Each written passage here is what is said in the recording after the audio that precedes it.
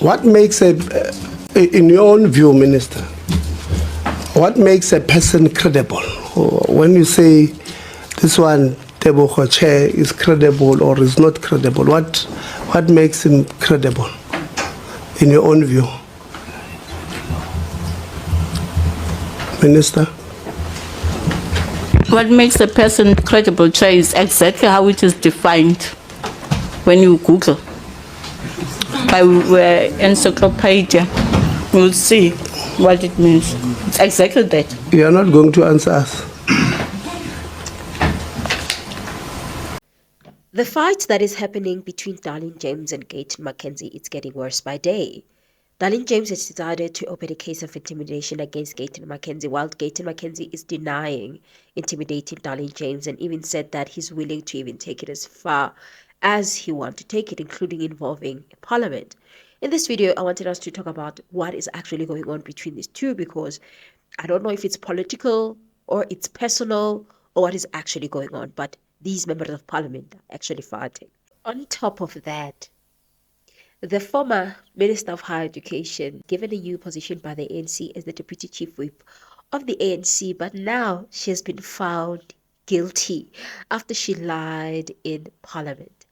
So this thing started with Darleen James asking Lieutenant General Nhlanhla Mkhwanazi before the ad hoc committee about allegations that have been leveled against Gayton McKenzie. And this is what or how that conversation went. Have you established why the Deputy President of the Patriotic Alliance, Kenny Kunene, was at Katiso Malefwe's house at the time of his arrest? No, I didn't get the details as to the reasons for him being there. I'm asking this because pictures have surfaced showing Kunene with individuals such as General Sibia, Msibi. He was at the house of an alleged murderer and crime kingpin, Molefe. And this is why I'm asking. Yeah, people do have relationships that are informed or influenced by something. At times we know, sometimes we won't know. So I guess as the team is investigating, we're able to uncover the truth. Okay. And then that was then followed by Gayton McKenzie coming across as if he's threatening with Darleen James. Let Darleen and Kurt have a good time with my name. A very good time. Let them have a good time with my name. It's okay. Die pad is lang. Die pad is lang. I am 24/7 with security. Outside my house now, there's security. So I want to put it out here. See, I don't come sideways, but I know who's behind Kurt. Obviously, this was not accepted well by the Patriotic Alliance, especially Darleen James, who was like, are you threatening me? Of which, indeed, if this is the case, this is very disappointing coming from the Minister of Sports, Arts and Culture. You wouldn't expect something like that from the minister. And if the minister indeed threatened her, and this was a threat, definitely she's justified, as she went and even opened an intimidation case against the minister. When a minister takes to social media platforms and basically says, I have security, tells the entire world that he has security, exposing me. People can interpret that in any given way. He knows for a fact that we have been probing allegations in terms of his deputy president as well as him being at the homes of drug cartels, people murderers. I am meant to probe that. The other thing is, I'm not sure if people think because I'm a colored and he is colored, we're not meant to hold each other to account. South Africa is going through the most, and I'm going to probe wherever our community is sort of exposed to drug cartels, and whenever there's smoke and red flags, ek gaan nie vra. So no one's going to try and intimidate me by doing lives. I've had enough. As if that was enough, Gayton McKenzie saw it fit for him to say his side of the story, and this is what Gayton McKenzie said following that which Darleen James has done, which is to open a case against him. So let's take it to Parliament. Let's take it to the Ethics Committee.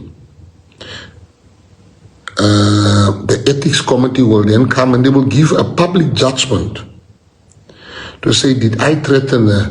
Because they manipulated the tape, so the recording, you're not telling the full story. If you tell one story about I've got security, it gives the impression that you don't have security. So I needed to bring the Patriots up to speed that we will be launching a complaint tonight with the ethics committee, and let the ethical people, the people that went to school, let them investigate. Did I threaten her? Because I'll be very ashamed if I can threaten a woman. To say the partner's lung, that is actually the least threatening thing to say. You see me, I give you over. That is basically, I'm giving you over to karma. That's what I'm saying. When I say the partner's lung, I'm saying I'm giving you over to karma. I'm not going to lie, all of this is very much disappointing coming from the members of parliament, because clearly these days accountability, it's followed by threats, it's followed by legal proceedings, by court cases, by all of those things.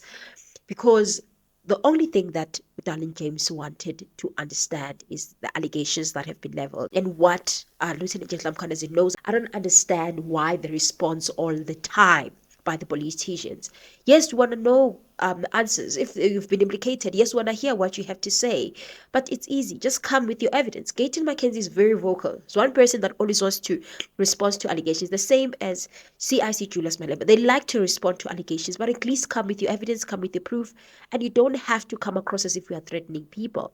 Darleen James is a woman. We know the type of problems that we have in South Africa with regards to gender-based violence and how unsafe South African women are. You can't just be throwing words that come across as if you are threatening people, and you are a minister on top of that.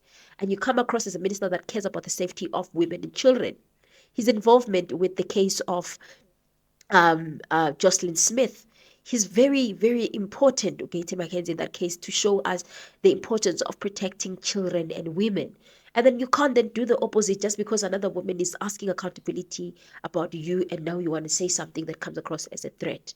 I think that definitely Parliament has to be involved in this thing, because we are dealing with members of Parliament, MPs, to try to carve out this whole thing that is happening between these two members of Parliament. I don't know what you guys think. And then on the other hand, last one is that Nobuhle Nkabane, who has been recently appointed as the Deputy Chief Whip of the ANC in Parliament, she has been found guilty by the Parliament's Ethics Committee. She's been found guilty of breaching the Code of Ethical Conduct and Disclosure of Members' Interest. The former Higher Education and Training Minister is ordered to apologize. So to those who don't know and understand the context of Nobuhle Nkabane, she was the Minister of Higher Education, and she lied before the Parliament regards to the board's appointment. And it was so dramatic. It was first revealed by the EFF, Sihle that there's names of people like the child of Gayton Mantashe being in the list of the boards. And then later on, she kept on defending herself, but it was later discovered that she lied with regards to that. To this day, the higher education portfolio is always faced with challenges left, right, and center. But it doesn't look good for Nobuhle Nkabane because now she's found guilty. But I'm not happy that she's only asked to apologize. I think that she's supposed to do better, maybe even a fine. An apology is not enough, because after she's apologized, then clearly she can go back to work.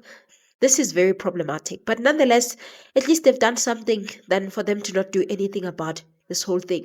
We'll await for her apology, of which definitely before the end of today she might end up releasing. But is also, understandably so, the father of AKA has voiced out the concerns with regards to the child's or his son's CCTV footage of his unaliving being aired at the Nhlanhla Commission. A complete lack of sensitivity and just being very careless at how that footage was shown. It was not necessary in the context of the line of questioning.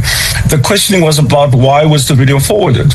Instead, now this video resurfaces and we have to live through all of this. The whole of South Africa sees my son being shot in cold blood.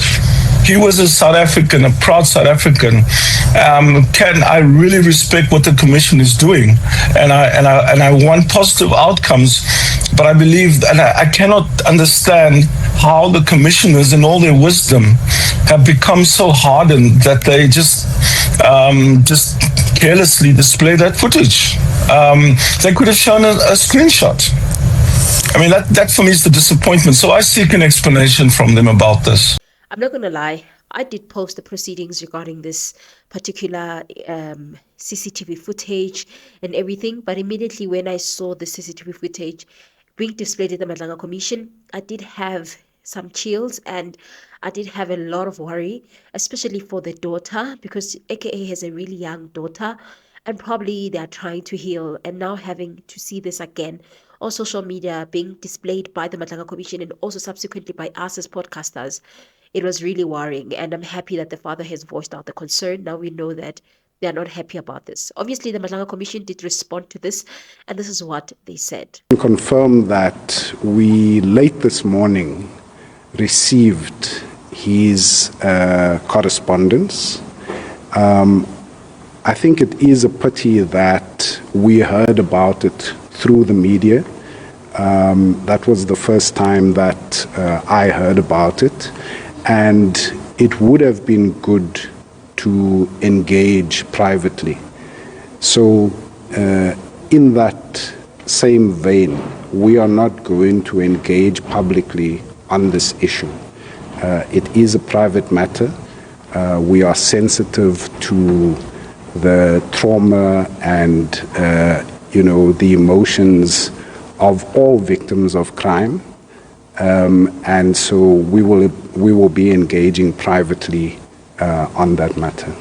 All I can say is that Nhlanhla Commission has to practice precaution at all times. Sometimes they should show things without us seeing or the media seeing. There's nothing wrong with that. I know we want accountability, but other things, guys, are still very sensitive. Nhlanhla and the evidence leader need to see which is sensitive and which should be shown to the public. And amongst those is these unalivings and this CCTV footage that shows the unaliving. And what is even more worrying is that the CCTV footage of the unaliving of the engineer, which is Armand Swartz, was not shown to us, but the AKA one was shown to us. I just think that this is so worrying. Imagine if now they even showed us the DJ Warres and now the families, guys. The families are trying to heal. Imagine if they showed us the CCTV of Babita, even though it's not there. But all of this, guys, it's very it's sensitive, especially for the families. I agree with them. I think some of the evidence, they should have it outside of camera. Or the evidence that everyone who's there can see, but us as the public, we should not see. They should just say that we played the CCTV footage of AKA and that's it. Because other people are still healing. To them, these are still fresh wounds. Nonetheless, guys, let me hear your thoughts about all of this. Do you think that it's fair, it makes sense, or you think that it does not make sense? Nonetheless, guys, let me hear your thoughts. I will see you guys on my next upload. Bye.